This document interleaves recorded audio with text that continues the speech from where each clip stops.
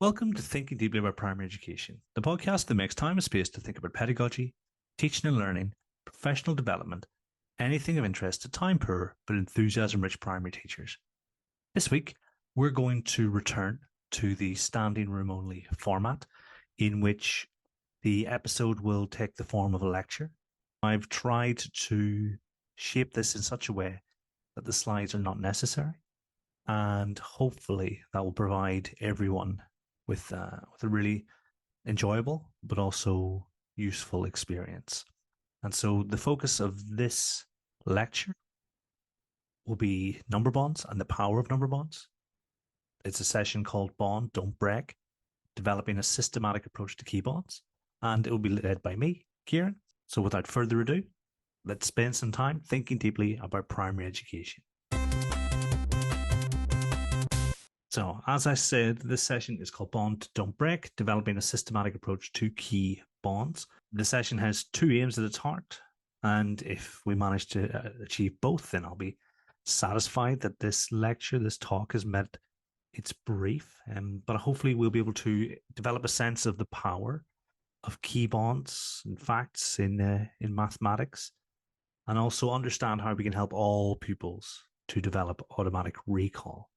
And so I want this to be immediately useful to you. And hopefully when you finish listening, you'll have a sense of how you might be able to support all pupils in developing automatic recall of those key number bonds. But we'll begin with a sense of the power of key bonds. Now, we've known for a long time that mathematics is a series of interconnected ideas. At its simplest, this means that different mathematical concepts are related to each other in different ways. For example, the concept of multiplication is related to the concept of addition, and the ideas of graphing and equations are related through a shared, deeper concept. Now, it's important for us to have a firm grasp of this interconnectedness because it can help us to teach our pupils more effectively, something that Askew and William outlined in their 1998-97 review of the research into mathematics teaching. When we understand the ways in which different concepts are related, we plan more efficient lessons, reduce the amount of time that's needed to learn a given concept, and help pupils become cognizant of the relationships between the concepts they study. And this can and should lead to a deeper understanding of mathematics for all pupils. A more cohesive learning experience allows pupils to see the wider picture of mathematics, how the pieces of the puzzle fit together, and can be applied in different situations. When we, as teachers, don't take account of the interconnected nature of mathematics, our pupils see concepts as isolated islands, and the story being told becomes disjointed, fractured, or even broken. And if we take the example of equations and graphing, the equation y equals mx plus c is a perfect example of the intercept between two supposedly distinct areas of mathematics. On its own, the equation can bamboozle pupils, but when they realize that each part describes a very real feature of a straight line, the seemingly abstract becomes a whole lot more tangible and manipulable. As a result of the hierarchical nature of mathematics, the relationship between connections can be viewed sequentially, more or less, with early ideas essential for success with later ideas. Now, the tools with which pupils can work on developing an understanding of new and seemingly abstract concepts. But as with any tool, it really comes down to how we use them. A spanner in my hands isn't much more than a doorstop, yet in the hands of someone who knows how to use it, it gives the beholder the power to fix a car, for instance. And this highlights the fundamental thread at the heart of this metaphor. You have to have the tool, know the mathematics, and you have to know how to use it, see how it relates to other areas of mathematics. Now, let's for a moment consider a mathematical problem, 10 minus 7.73. Have a think about how you might see students try to solve this. Because fairly typically, I will see pupils apply the former written algorithm to a problem such as this, and yet I think that betrays a superficial understanding of the underlying mathematics, somewhat of a reliance on procedure and alludes to shaky foundations with much earlier mathematics. If we work through the procedure necessary to use the formal algorithm for 10 minus 7.73, given that 10 doesn't lend itself to this kind of approach at all, I think we see a clear example of a situation where there are multiple opportunities for errors. Each of the regrouping events is a chance for pupils to make an error. And I think it speaks to the idea that pupils who do not have this perceptual understanding of the mathematics do twice the work for half the payoff. Now, alternatively, if pupils have secure recall and understanding of key bonds, then they can use this knowledge to find an alternative point of ingress and a much more efficient solution to the problem. How this is represented will differ from pupil to pupil because we've no real way of sort of looking into their minds, even our own minds. But there are degrees of linearity that we can explore. If we're thinking efficiently, it makes sense to utilize subtraction by addition. I think in this situation, 10 minus 7.73, we begin by focusing on the 300ths. The bond to 10 is 7, so the next 10th can be made by adding 700ths. We know that they're hundredths, but we can visualize a 7, while we mentally manipulate multiple ideas at once. These 700ths then take us to 8/10ths or 80/100ths. And to get to the next whole number, we need to find the bond to 10 or 100. I typically opt for 100, but either will work. And so the bond to 100 is 20. So 2/10ths or 20/100ths have been added to get to the next whole number. And in total, we've counted on 2/10ths and 700ths or 27/100ths. But from there, I think it's reasonably easy to count on from 8 to get to 10, meaning we've counted on 2 and 27/100ths or 2.27, which is also the difference between 10 and 7.73.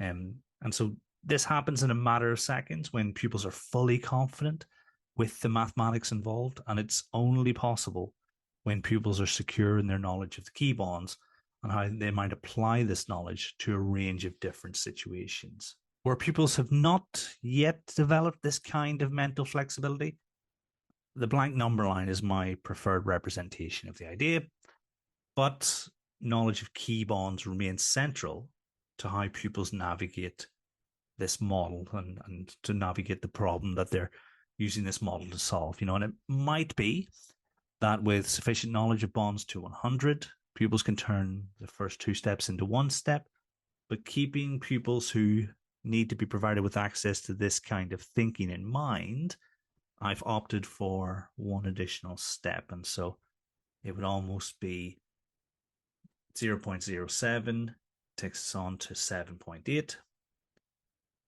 plus 0.2 takes us to 8, and then plus 2 takes us to 10. And again, we've still added 2.27, but we've got almost this more linear representation. And so, but to help people think in this way, because a blank number line, they can add sort of increments of 0.01, 0.1, however they fancy. But the more secure they are in these key bonds, the fewer steps, the fewer opportunities for errors, and the more efficient their thinking will be. And this is just one example, but mathematics is teeming with instances where recall of key bonds opens up a multitude of possibilities, makes life easier and aids a more robust understanding of increasingly abstract ideas. In fact, it's not an exaggeration to say that instant access to key bonds enhances pupils' understanding of almost all mathematical ideas. And so we've considered their power. I think it's quite evident how powerful key facts, key bonds are. And anyone who's taught in a classroom will be very aware of that fact. And so we can turn our attention then to how we might support pupils develop automatic recall in the classroom. And for me, teaching number bonds requires us to be systematic in how we approach them. This means that they should follow a clear and logical sequence of steps, starting from the simplest bonds and gradually moving into the more complex ones. For example, we can start with the bonds within 5, within 10, to 10, within 20, and eventually within and to 100, outlining the journey from 1 plus 1 via 15 plus 5 and beyond. But this requires us to be explicit about which bonds the pupils do and do not know. And I think this means that we should assess pupils' prior knowledge and identify their strengths and weaknesses. We should also monitor their progress and provide feedback and support as needed. For example, we can use quick quizzes, games, flashcards, or online tools to check pupils' recall of number bonds. We can also use things like error analysis questioning and scaffolding to help pupils correct their mistakes and deepen their understanding. But we don't want to get ahead of ourselves just yet. And perhaps most importantly, it requires us to be consistent, especially in our provision of opportunities for pupils to recall those key bonds. This means that we should not teach number bonds as a one-off topic, but rather a recurring theme throughout the curriculum. We should also vary the contexts and formats in which we present number bonds, perhaps using stories, puzzles, patterns, real-life situations. And we can encourage pupils to practice number bonds regularly and frequently, both in class and at home, because that little and often, you may have heard me and Chris Such talk about before, is a crucial part of learning. And then finally, teaching number bonds must be driven by evidence into the recall of key facts. And this means that we should base our decisions on what is likely to work best for our pupils, not on our personal preferences or beliefs. And we should also use reliable sources of information, such as peer-reviewed journals, books, or websites to inform our practice. I think we should also evaluate the impact of our teaching on the pupils' outcomes, such as their accuracy, speed, and confidence with key bonds, so that we're always trying to find the most effective way to support all pupils. And I think if we take these 4 almost pillars into account, then we've gone a long way to providing all of our pupils with the best opportunity to learn and understand number bonds. So let's explore the idea of being systematic in teaching number bonds. Being systematic means that we have a clear and logical plan of how to introduce, practice, and review number bonds with our pupils.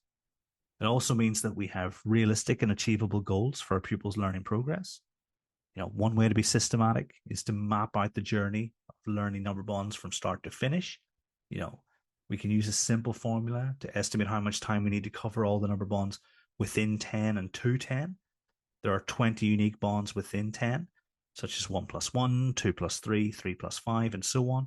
And there are also 5 unique bonds to 10, such as 1 plus 9, 2 plus 8, and so on.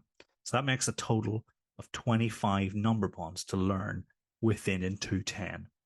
Now, let's assume that we have 38 weeks in our school year. If we divide 25 by 38, we get approximately 0.66. That means we need just 2/3 of a number bond per week. Sounds manageable. Of course, it's an approximation, and we may need to adjust the pace depending on pupils' needs and abilities. And no one's really going to learn 2/3 of a number bond a week. But the point is that we have more than enough time to teach all the number bonds if we are systematic.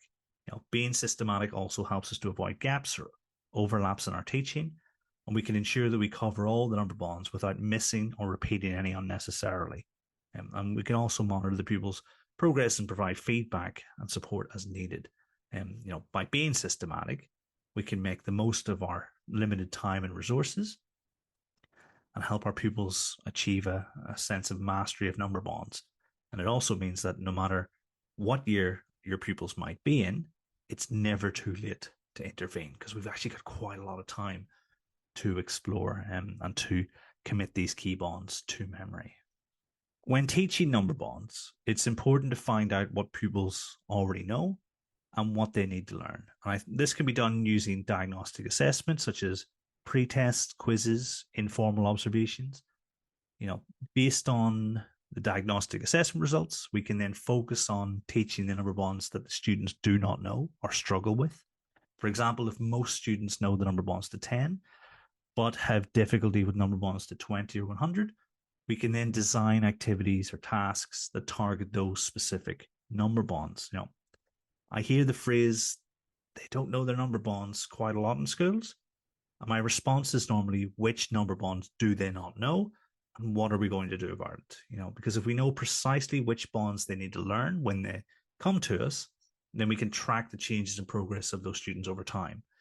This can be done by using exit tickets, regular quizzes, or flashcards.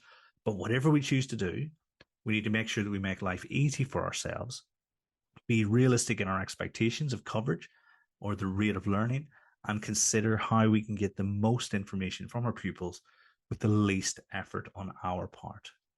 Not to be lazy, because our time is finite. And it's entirely possible to dedicate just a few minutes of each day to the learning and tracking of number bonds. And although that might not seem like much at the time, it's exactly what's needed. As is true of learning anything, whether it be mathematics, Japanese, piano, or chess, consistency is the key to success. 5 minutes every day for a month is infinitely more productive than 2.5 hours of study on a single day. Now, sure, you might have crammed as much study into that one session, but the benefits of repeated exposure to ideas and the science of memory, to which we'll soon turn our attention, suggest that little and often approach is a much better way to ensure that learning takes place. If we have time for 15 minutes, then by all means use 15 minutes a day. But I contend that 2 minutes is all you really need, especially given that you need only commit an additional one fact to memory every week if we spread out the journey effectively. Now, of course, if we're supporting teenagers who have not yet learned their key bonds, then we may wish to expedite the process. But there's an argument to be made about older, almost adults having more resources to work with and are, as such, in possession of greater capacity for taking on new information. All that matters is that we take the context and our pupils into consideration when we design our plan of action. Now, when it comes to the evidence that we need to consider, I think there are three key areas, some of which have been spoken about and written about a lot in recent years, and there's almost no point in going over them sort of in any great detail, because I'll be able to point you in the direction of many podcasts and books that could do a much better job than I can.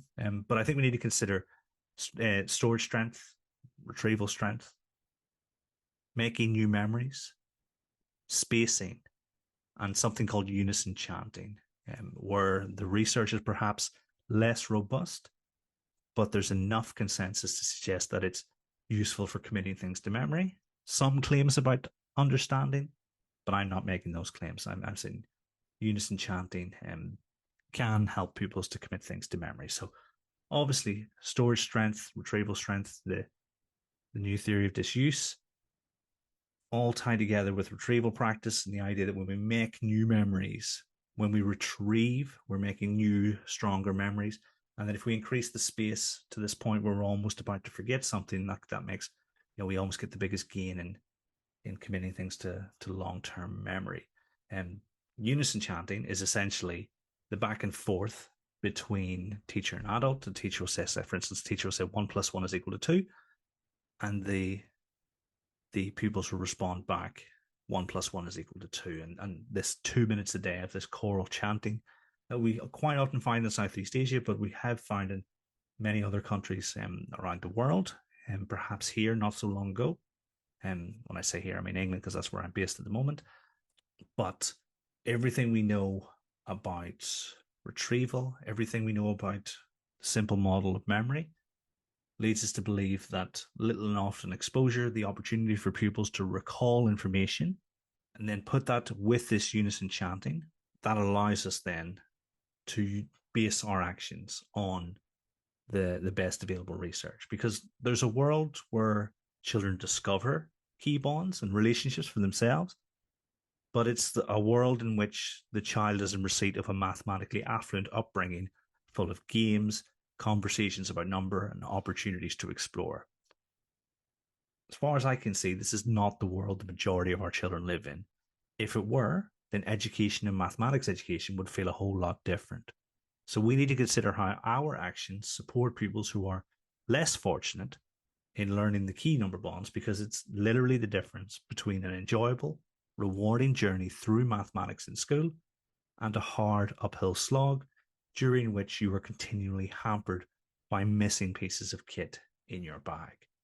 And so when we think about key bonds, we need to think about being systematic, explicit, consistent, and evidence informed. And if we do that and we continually refine our practice, then I'd wager that more children year on year will commit those key bonds to memory.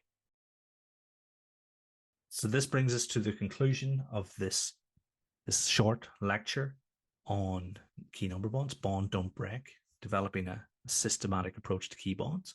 We'll be back next week with a more traditional format.